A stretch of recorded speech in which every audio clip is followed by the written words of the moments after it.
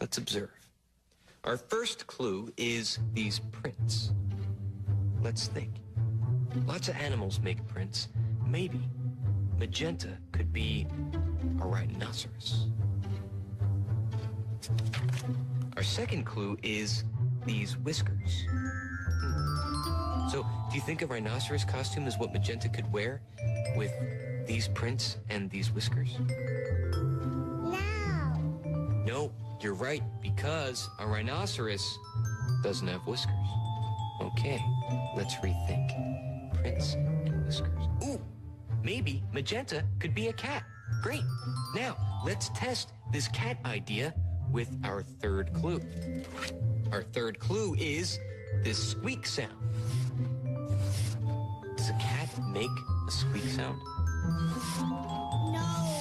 No. Well, let's rethink.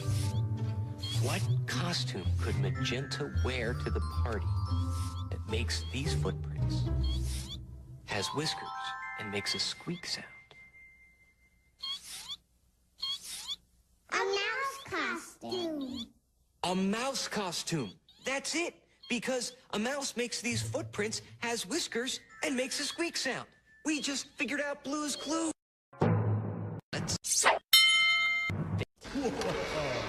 Let's observe. Our first clue is these prints. Let's think.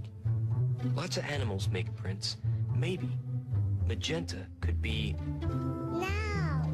No, you're right, because a rhinoceros doesn't have whiskers. Okay, let's rethink. Prints and whiskers. Ooh, maybe magenta could be a cat. Great. Now, let's test this cat idea with our third clue.